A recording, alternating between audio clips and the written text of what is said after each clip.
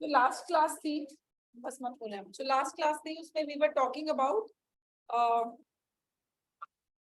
Benzene, जो aromatic amines हैं, benzene ring की वजह से जो प्रॉपर्टीज हैं उनको हम स्टडी कर रहे थे। उसमें हमने एक ही प्रॉपर्टी को स्टडी किया, दैट इज ब्रोमिनेशन। ठीक है, इसमें चार मेन प्रॉपर्टीज हैं और चारों के साथ कुछ ना कुछ जुड़ा हुआ है। जैसे ब्रोमिनेशन करी तो हमने कहा कि अगर हम मोनो सब्स्टिट्यूशन रिएक्शन चाहते हैं तो उसमें हमने कल लास्ट लेक्चर में इसकी एसिटाइलेशन करी थी। आज लिखिए नाइट्रेशन, नाइट्रेशन ऑफ एनिलीन, और साथ में लिखते हैं वेरी वेरी इंपॉर्टेंट इसके nitration of aniline, very important. इसके साथ एक क्वेश्चन लिखें before I take up this. NCERT का क्वेश्चन लिखें, that is the only question that will cover the property. दो NH2 group attached to the benzene ring, दो NH2 group attached to the benzene ring, THOUGH, though NH2 group attached to the benzene ring is orthopara directing,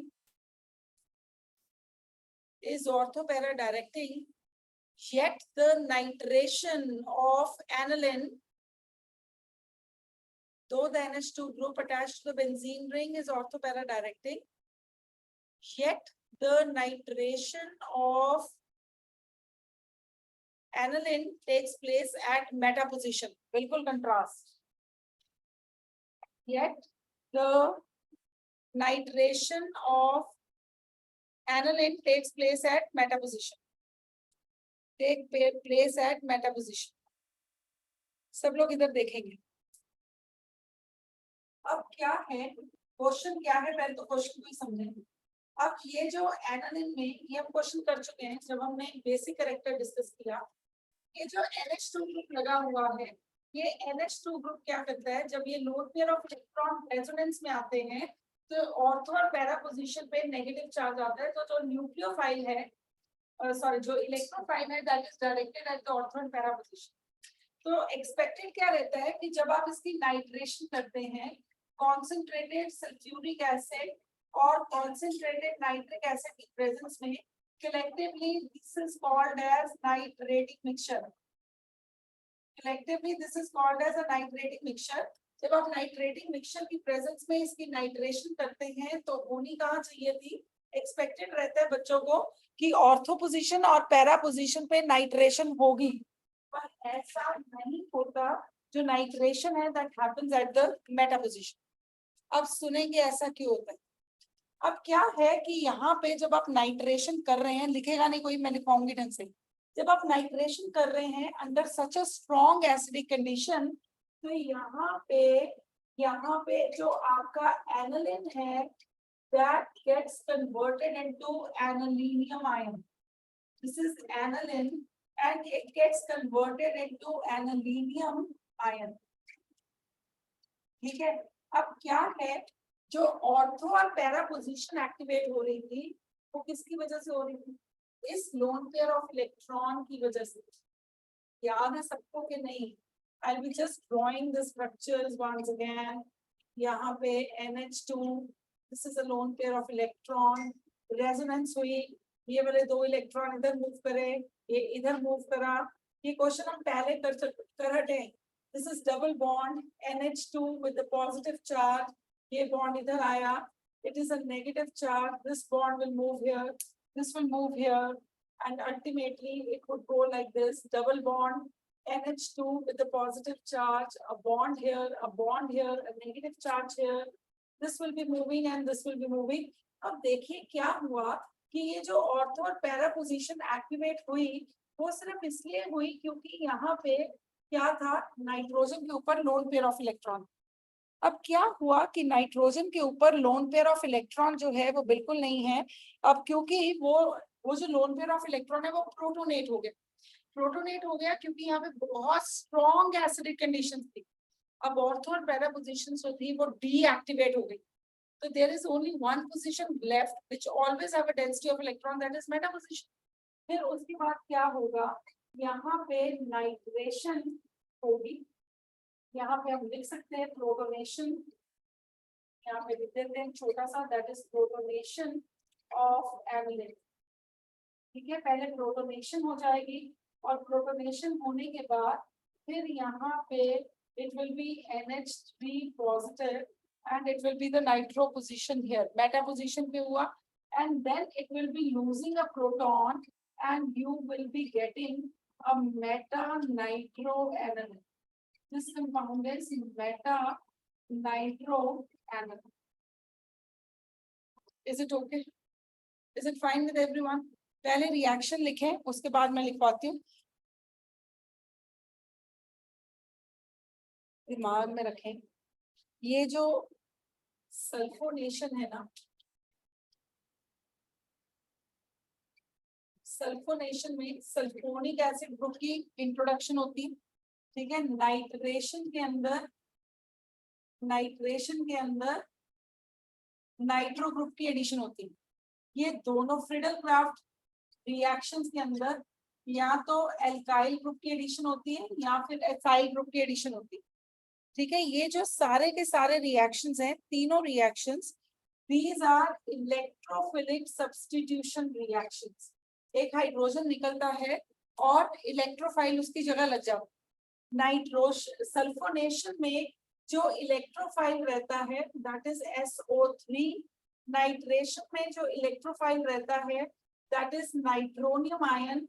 और Friedel craft alkylation में जो electrophile रहता है या तो वो ये वाला कार्बोकेटायन रहता है या फिर वो C पॉजिटिव OCl CH3 वाला R वाला कार्बोकेटायन। ठीक है, तो ये कार्बोकेटायंस जो हैं, these are actually electron loving species। Benzene ring के ऊपर काफी इलेक्ट्रॉन आ रहे हैं जिसकी वजह से ये रिएक्शन होगी। अब ध्यान से देखिए, I will be talking about sulphonation. ठीक है, सल्फोनेशन में क्या होने वाला है, अब यहाँ पे it is NH2 and it is concentrated sulfuric acid। ठीक है, जो आपकी सल्फोनेशन है वो कॉन्सेंट्रेटेड सल्फ्यूरिक एसिड के प्रेजेंस में, और जो आपकी क्या कहते हैं nitration that is in the mixture of this. ठीक है, अब क्या होना है यहाँ पे, it will B NH3 SO4 पर चेक करना है, H2 नहीं आना है बहुत। It is NH3 HSO4 negative. ठीक है, अब क्या होगा, ये कंपाउंड जो है ये अपने आप को रीअरेंज करेगा। It will be giving you this NH2 and SO3H। तो ये बीच वाला अवॉइड कर जाओ, तो इसको बनाते हैं, यहाँ पे बनाते हैं that is NH2 and SO3H। Basically sulphonic acid की इंट्रोडक्शन होनी है। ऑर्थो भी हो सकती थी, पैरा पे भी हो सकती थी, पर क्योंकि ऑर्थो पे जो रिपल्शंस है, इंडक्टिव इफेक्ट है वो काफी रहता है, स्टेरिक हिंड्रेंस काफी रहती है, जिसकी वजह से मैंने पैरा वाला बना दिया। Now this group can, this is an acidic group and this group is a basic group. क्या होना है, ये जो एसिडिक ग्रुप है इसमें इस कंपाउंड को बोलते हैं सल्फानेलिक एसिड। इस कंपाउंड को सल्फानेलिक एसिड बोलते हैं। अब क्या होना है, it is an acidic group, it will be losing a proton. It is a basic group, it will B accepting a proton. तो यहाँ पे रीअरेंजमेंट होगा, rearrangement will take place and ultimately it will be giving you NH3 positive and SO3 negative। यहाँ से proton निकला और वो यहाँ पे ऐड हो गया। इस आयन को हम क्या कहते हैं, that is sweater ion. Sweater ion का जिक्र एक बार यहाँ आना है और एक बार जब हम पढ़ेंगे अमीनो एसिड्स तब आना है। तो बेसिकली ये सल्फानेलिक एसिड बनेगा तो जरूर, पर सल्फानेलिक एसिड अपने आप को रीअरेंज करके स्विटर आयन जनरेट करते हैं। ठीक है, लिखें इसको, वाई एनालिन। इलेक्ट्रोफिलिक सब्स्टिट्यूशन में ना 4 ही रिएक्शंस होते हैं, halogenation, nitration, sulphonation and Friedel Crafts alkylation. Question लिखे, why aniline does not undergo Friedel Crafts alkylation? Why aniline does not undergo Friedel-Crafts alkylation?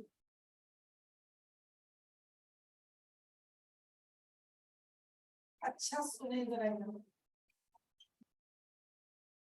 Why aniline does not undergo Friedel-Crafts alkylation? सबके दिमाग में क्या रहता है?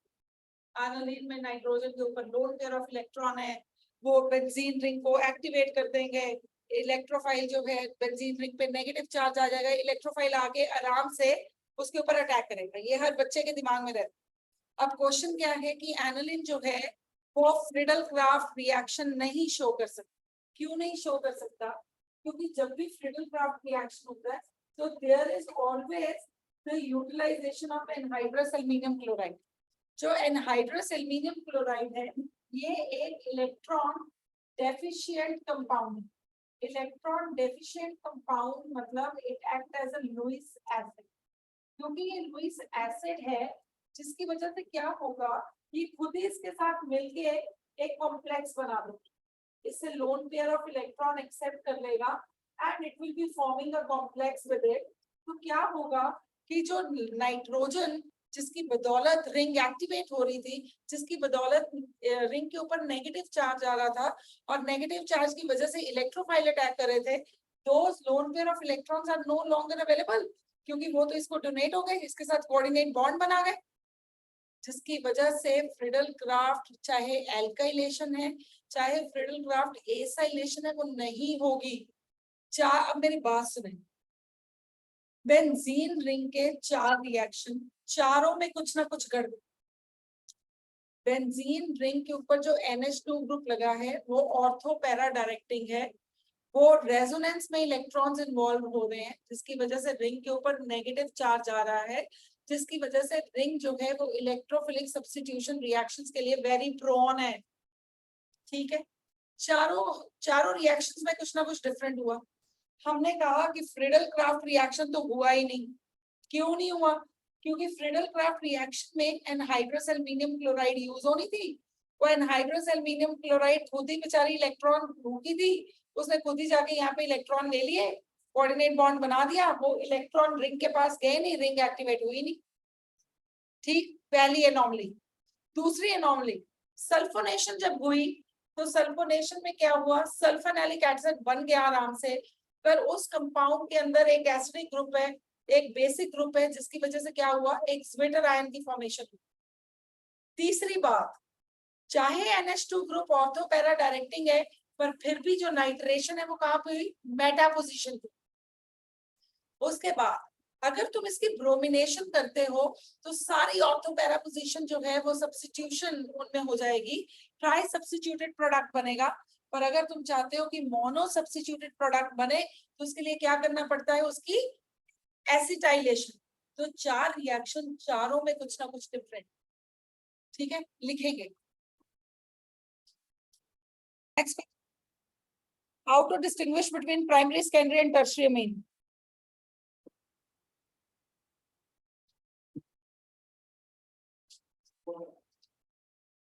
How to distinguish between primary, secondary and tertiary?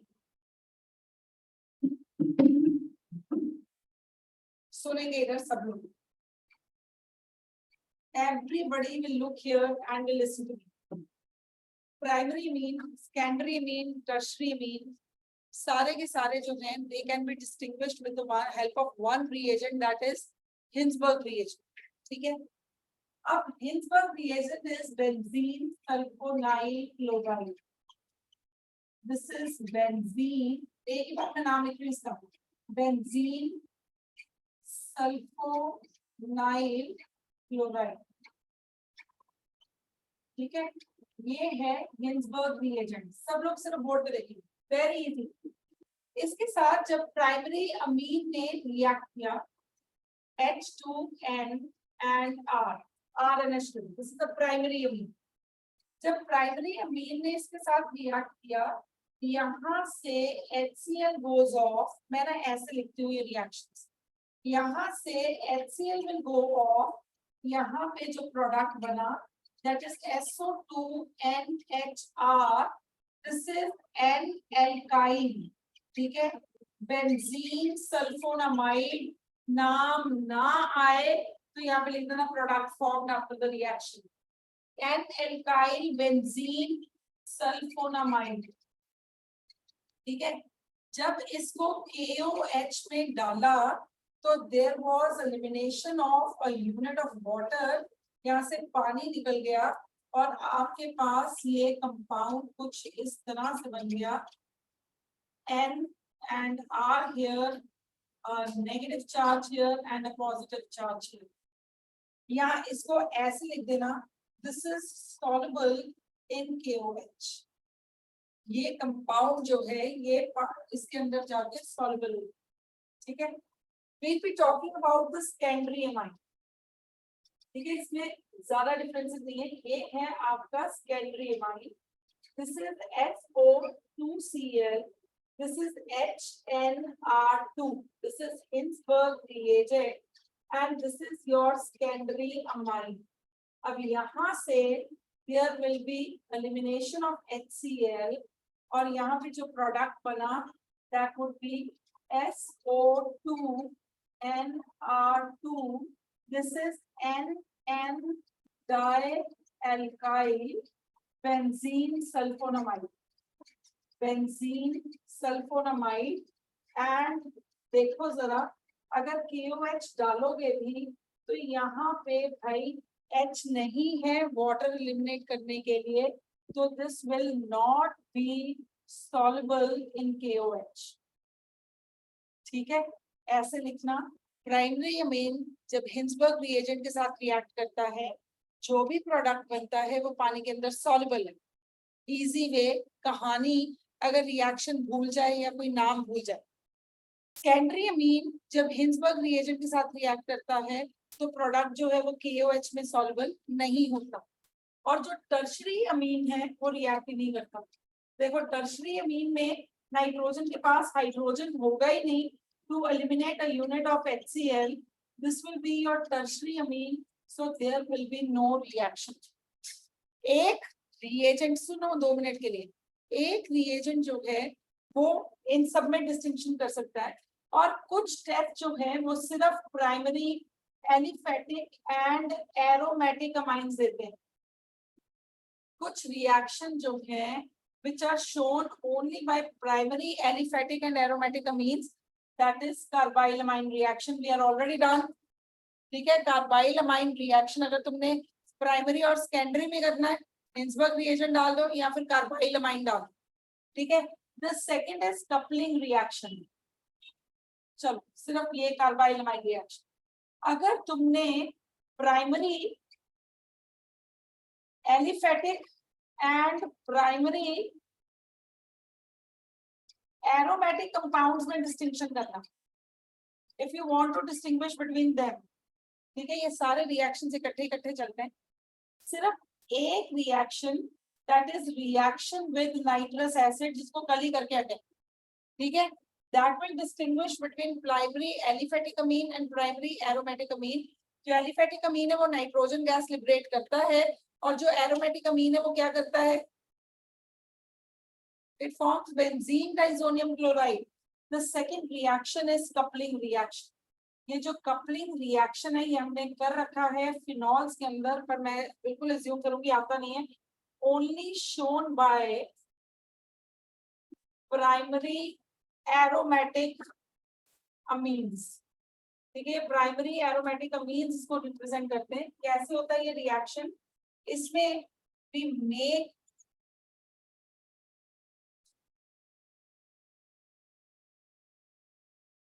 benzene diazonium chloride to react with aniline, right, at 0 degree centigrade, 4 to 5 pH की presence में, pH is equal to 4 to 5।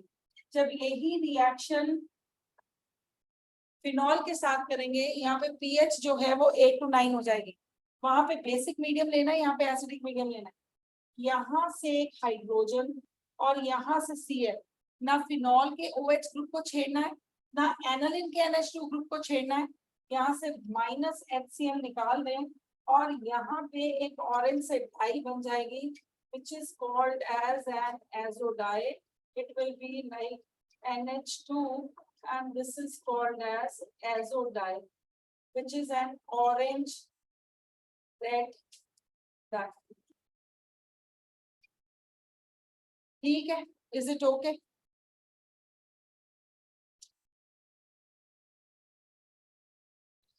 You have to distinguish between aniline and benzylamine. This came in CBSE.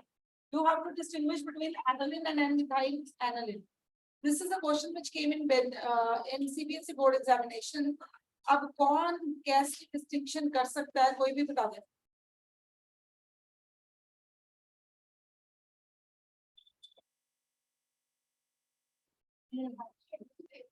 Aniline and benzylamine. Reaction with nitrous acid by aliphatic तो वो भी नहीं, बेंजाइलमीन aliphatic तो वो भी नहीं है. कैसे करेंगे बोलिए. दिस इज एनालिन, ठीक है, एंड दिस इज बेंजाइलमाइन.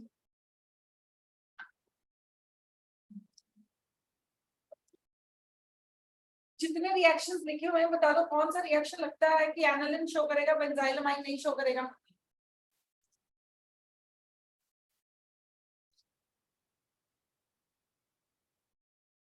वो देख के बताना है. ऑनलाइन वालों आप भी बता सकते हो, वर्चुअल दुनिया के लोगों.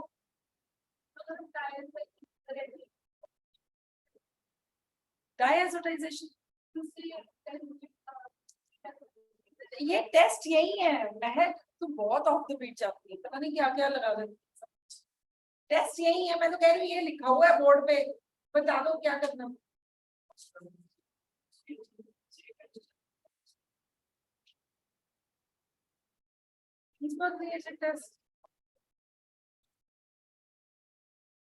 क्या यहाँ पे कपलिंग रिएक्शन हो सकता है? So they can be distinguished with the help of coupling reaction only. इसने coupling reaction show कर देना है और उसने coupling reaction नहीं show करना. अच्छा, अब पहले मेरे को बताओ इस कंपाउंड और इस कंपाउंड के स्ट्रक्चर में क्या डिफरेंस है. हाँ बोल, जिसमें क्या कह रहा. This is aniline and this is your N-methyl aniline. This is your N-methyl aniline. ठीक है, this is your secondary amine. एक तो कपलिंग रिएक्शन लगा दे, ठीक है, और क्या एक इसमें और इजी कार्बाइलमाइन रिएक्शन लगा दे. प्राइमरी एरोमेटिक अमीन तो दे ही सकता है. This will give the reaction and this will not give this two reactions. Carbylamine reaction is given shown by primary aliphatic and aromatic amines. This is a secondary amine. Nitrogen के साथ 2 alkyl group जुड़ रखे हैं. This is a secondary amine. लिखे, यहाँ पे लिखे. Aniline will respond to the coupling reaction, while the other compound benzylamine will not. Aniline will respond to the coupling reaction, while benzylamine will not. ठीक है, दूसरे के लिए लिखे. Aniline will respond to the coupling reaction and carbylamine. दूसरे में लिखे aniline will respond to coupling reaction and carbylamine reaction, other will not.